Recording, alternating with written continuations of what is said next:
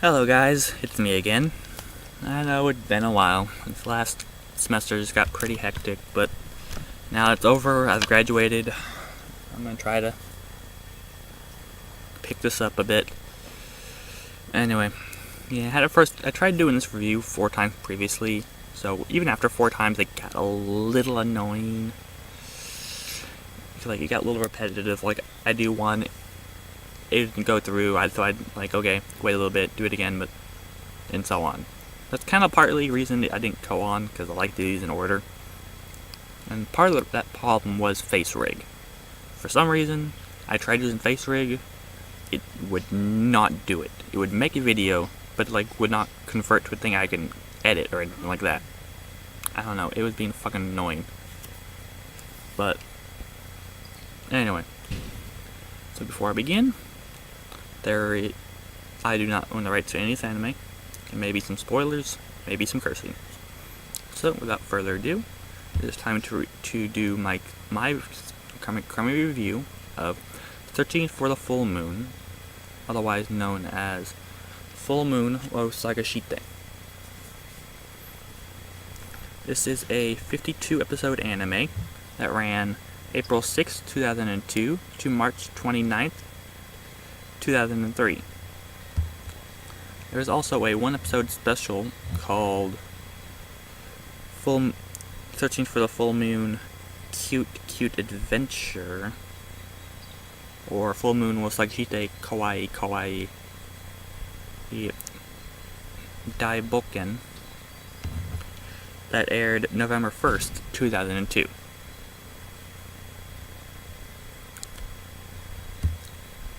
See, now for the synopsis of the first original main series. 12-year-old Mitsuki Koyama's dream to become a professional singer is shattered when she's diagnosed with throat cancer. If a tumor isn't horrific enough, how about being met by 2 angels of death shortly after? Mariko Yui, bug, and Takuto Kira of the Shinigami duo Neji Ramen inform Mitsuki that she has just 1 year left to live. Instead of getting discouraged, however, Mitsuki decides to make the most of her last year and pursues her singing dream with a passion. Aided by Mariko and Takuto, Mitsuki finds success and failure, love and loss, and deals with her fate and other difficult subjects the best she can. Full Moon wo Sagashite is a story of a little girl who refuses to let something as insignificant as fate slow her down. And then for the synopsis of the special, Mitsuki wakes up late and rushes to a photo shoot. However, in her hurry, she forgets to bring Takuto and Mariko along. Now they must catch up to her before the photo shoot begins, despite everything that gets in their way. Okay. So, that's pretty much that. So now you're kind of wondering, like, for the genres of this, the 3 main ones would be drama, comedy, and romance. So, right from the start, you can kind of, from that, even from the synopsis, you can kind of tell how this anime is going to be. It's an early 2000 anime, and with those 3 genres, if you have any experience with that time area at all, and not in those genres, you'll kind of know where it's going to go. It's going to be a little bit of mix of everything, with some despair thrown in, and some horrible moments, but it's going to come right back, filling itself right back. And this is kind of a mini spoiler, but it's like, come on guys. Since for also this, you know she's not going to die at the end. For a show that features a 12-year-old girl as protagonist, with the 3 genres and the time period, she's not going to die. That's just a given. Even though there's all the close range of like, oh my, she's going to die. No, she's not. I'm sorry if that's too much of a spoiler for you, if you call that, but that's still a given. Like, I knew going into this, like, she wasn't going to die. Because there's no way they're going to let a 12-year-old die on it. It's like, come on. It's not any, like, these new ones where it's like, here, let's just pop this, let's just pop a couple of people in the head. This is an early 2000s. Anyway. I enjoyed watching the show. It was pretty good. It kind of went a little to my weird. kind of sadistic nature, I guess, of bad things happening to the hero, the main character, but not. But you know it's all gonna be all right. And sorry, one moment. Whoosh, whoosh. There we go. You know it's gonna be all right, and then so yeah, so Mitsuki, she has a tumor in her. She has a throat tumor that so she can't like raise her voice like too loud or do singing like stuff because the tumor doesn't allow her to do that. But she wants to be a professional singer because she wants to be able to like find a boy that she grew up in the orphanage with. Little side note: she's living with her grandmother, but both her parents are dead, so she lived in an orphanage for a little bit. And the boy was adopted, and she kind of loved him,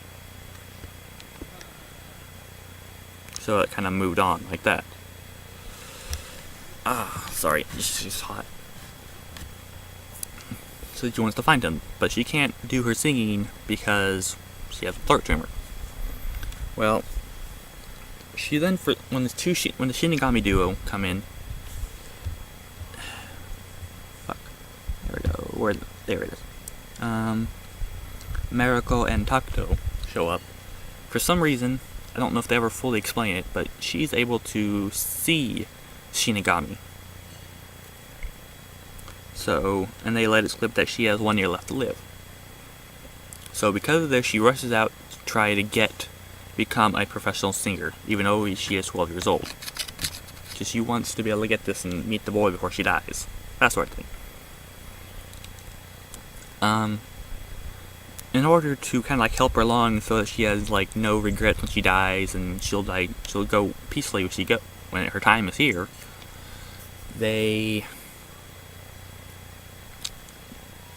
Takuto gives her a little bit of his blood. Yeah, sounds weird, but it's like he pricks his finger and gives her like a little bit, and then that allows him to transform her into like an older version, probably like later teens, I think. I'm not quite sure. And they then, like in this grown-up kind of version that he magically transforms her into, doesn't have the throat tumor, so she is then able to do her singing career. And this all happens like within like the first episode or two.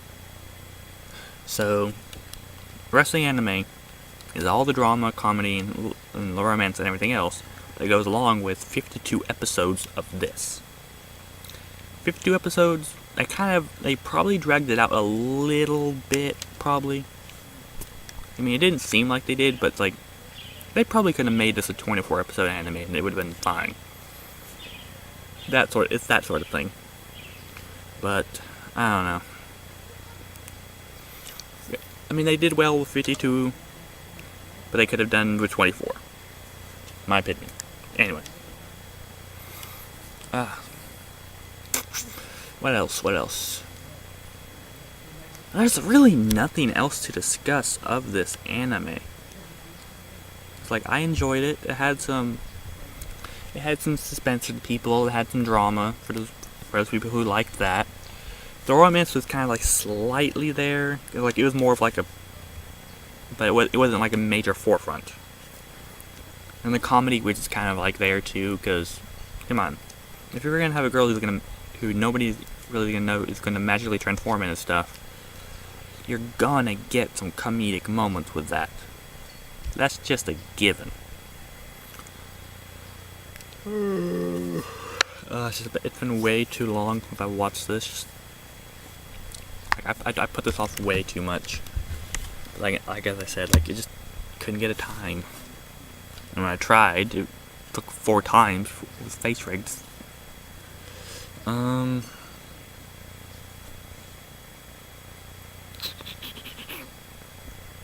me think.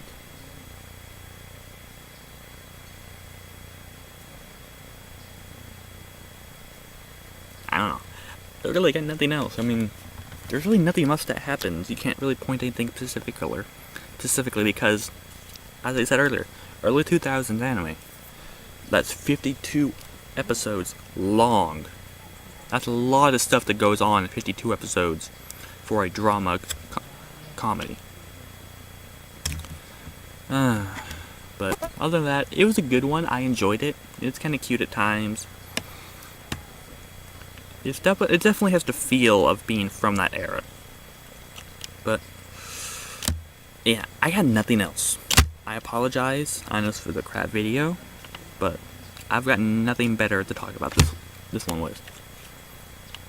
But I'm just gonna have to call it.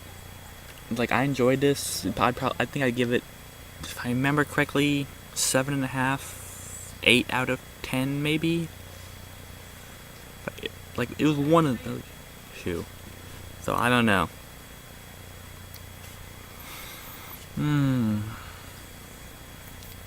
I don't know. But yeah, 7.5 or 8 out of 10. One of those two.